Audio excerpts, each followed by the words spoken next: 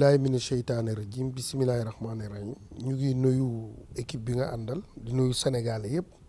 di sant yàlla nag di sant suñu borom bu baax a baax bi ñu fekkee tey bés bi di remercier le président de la République Macky Sall parce que tey yoon may na ko dem nañu assemblée am majorité fal bi président assemblée far bureau am ma ciy profito di remercier le président Mame Diop di féliciter aussi ñi ñu fal yëpp à l'Assemblée nationale et les députés mes collègues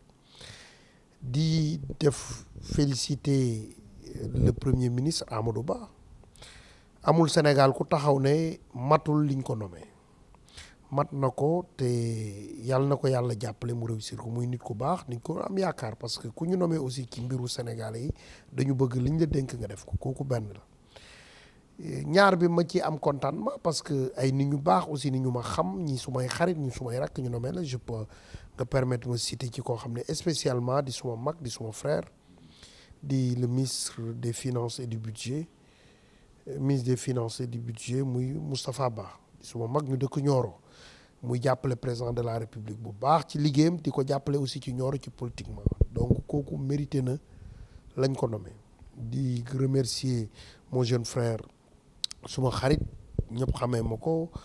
Pape Malick Ndour ñu jox ko jeunesse emploi di féliciter suma xarit Karim Fofana ak suma mag Pape Sagna Mbaye ak ñu bëri manuma ak Doudou Ka di suma ministre de tutelle nga xam ne ak suma xarit Alioune Sow nga xam ne ñoo jàngandoo donc ay xarit ak suma sœur Fat Diané daal ku ma waxul aussi di remercier daal ñi ñu fal te sénégalais am ci yaakaar ci ñoom. Alioune Ndoye c'est mon frère maa ngi koy féliciter parce que changé na ku ko xam aussi xam ne nit bu am principe la nit bu am dal jox nañ ko environnement muy ministère bu jafe mais am nañ yaakaar ci moom Alioune Ndoye le maire Alioune Ndoye parce que man nit dama lay respecter naw la te Alioune Ndoye ku ma naw la te maa ngi koy ñaanal li may revenir ci Serigne Mbaye Thiam maa njëkk a wax ne d'accorduma ci te wax naa ko fépp fu ma ko war a waxee wax naa ko suñ secrétaire jàkkaarloo moom ay témoins ne ko mu ne ma d'accorduma wax ko aussi membre bureau politique lu tax d'accorduma ci mooy nit dañu war a respecter wante dañu nekk ci parti ñu koy wax parti socialiste nga xam ne suñu devise solidarité justice sociale nit mënoo am ñaari ministre wala ñetti ministre 2012 ba léegi benn nit toog fa depuis 10 ans te fépp fu mu jaar dégg ngeen mu def fa lu baax mais dégg ngeen coow li fi am éducation ak les syndicalistes tey affaire mbënd mi loolu yëpp peut-être def na li mu man mais nit day toll foo xam ne ni tubaab li muy wax l'horloge biologique ak usure du pouvoir dafa am solo ci nit le président Macky Sall joxuñu génne ay ministres yu fi yàgg nga xam ne seen liggéey rafet na suñu demee AFP nga xam ne le ministre Alioune Sarr kenn werantewul liggéey bi mu liggéey tourisme ak transport aérien mais ñu génne ko dugal Pape Sagna Mbaye parti socialiste waroon nekk le premier parti de gouvernement nga xam ne ku war a jàng gouvernance war nga ko jàngee biir par ñu waroon joxe leçon boobu mooy que ne faalewuñu ñi nekk les responsables qui sont dans le parti faalewuñu l'élite bi commencé dans le parti faalewuñu xale yi ñu ne kii daal dañ koy jëlaat moom mooy nekkaat suñu ministre may laajte nag loolu ndax la présidente Aminata Mbengue Ndiaye muy secrétaire général parti bi ndax otage la ci wala complice su nekkee otage ñu jàppale ko su nekkee complice aussi ni ñu war a jóg xeex mbir ni ñuy war a defee noonu ci parti parce que parti socialiste lekk la pour Sénégalais yëpp kenn waru ko téye di ko caaxaane kenn waru ko téye di ci meg ay deal du man maa wax parce que man principe lay défendre waxuma nañ ma jox poste Serigne Mbaye Thiam député la président conseil départemental la am na peut-être ñeneen ñu ma gën a mérité dans le parti socialiste parce que ministre nag président koy choisir ci expertise am ci expérience am ak ci base politique am ci ñeneen mais ñun PS ñuy choisir ñuy ay alliés képp ku ñu war a teg rek war nga mën a jàppale indil parti bi benn plus-value koo xam ne 10 ans la nekk maag moo ma nekk dans un département masul dem élection masul taxaw parti bi ne kii laa bëgg maire socialiste mënu ko génnee dans la région de Kaolack maire ya fa nekk yëpp maa leen investir ñuy maire socialiste wala dans la région jàppale leen depuis 2012 ba léegi mais kooku ministre soo koy nekkee ñu lay jox ci quota wu parti waaw war nga mën a indil parti bi dara su nekkee mënuloo jëriñ parti bi dara yaa ngi jël ay nit cadre parti bi yëpp comme ñoom la ñuy xalaate la plupart li may wax mën nga ko vérifier ñii mu ngi leen yóbbu Mauritanie OMVS ñii mu ngi leen yóbbu Mali donc ñoom seen bopp dong la ñuy liggéey. man xawma li ñu président wax ñu gis ko AFP mooy suñu parti mooy choisir man du ma wax ba ma leer ne président moo choisir li ma mën a wax mooy le PS moo choisiraat le camarade Serigne Mbaye Thiam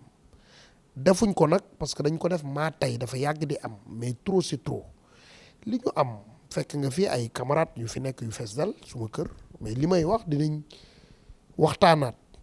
am un plan bu ñu teg pour le parti parce que parti bi loolu mënatul continuer gouvernement am na loolu président mooy nommé ñi mu bëgg nommé na leen jox nañ ko mais li ñu bëgg parti bi mënatul continuer nu muy continuer d'abord li ñu laaj mooy li xew il faut ñu expliquer les militants ak les membres du bureau politique et secrétaire lan moo xew lan moo tax ñu def te xam naa ne 80% membres du bureau politique wala secrétariat national d'accord ñu ci loolu. Deuxième bi mooy def nañ élection présidentielle 2019 pare nañ ko def nañ ay local pare nañu ay élection législative li ñu bëgg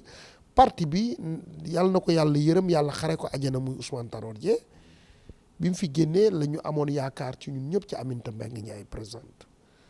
jox ko parti bi mais tey dafa am fu ñu war a toog xool parti bi mënatul continuer nii le président Macky Sall xam ngeen démb woote na secrétaire avant gouvernement bi mais parti bu respecté boppam ba lay décision su nekkee sax yow président nga wala secrétaire général parti da ngay woo nit ñi toog ak ñoom échanger ak ñoom masul am gëj nañu tase te li ñu bëgg ñun mooy parti bi ñu renouveler ko suñ koy renouveler du sa même Serigne Mbaye Thiam la mu yore élection yi moo ko des personnes neutres yu amul benn ambition ci parti bi ñoo koy renouveler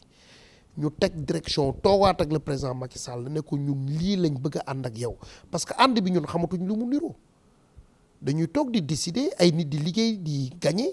ñuy jox ñoo xam ne ni xuma ba léegi déggoo li ma la wax début bi otage la président Aminata Mbengue wala complice la suy otage dinañ ko jàppale génne ko mais suy complice aussi dinañ combattre ñun principe bi ak képp ku mën a taxaw di doxalee ni muy doxalee parti bi pourquoi ma ne le président Macky Sall parce que li ñu koy bëgg di ko jàppale PS jógee ci 20 députés daanu ci 15 députés tey ñu am 5 députés war nañ xolaat suñu bopp man mii dañ ma xeex conseil départemental retiré suma mandat bi ma doon dem ci élection locale yi muy œuvre Serigne Mbaye Thiam retiré ma gagné conseil départemental Nioro ak waa Nioro obéissance politique bu ne ñu bokk APR ñu bokk ñëpp jàppale ma gagné tey loolu dafa waroon joxe leçon ñu dem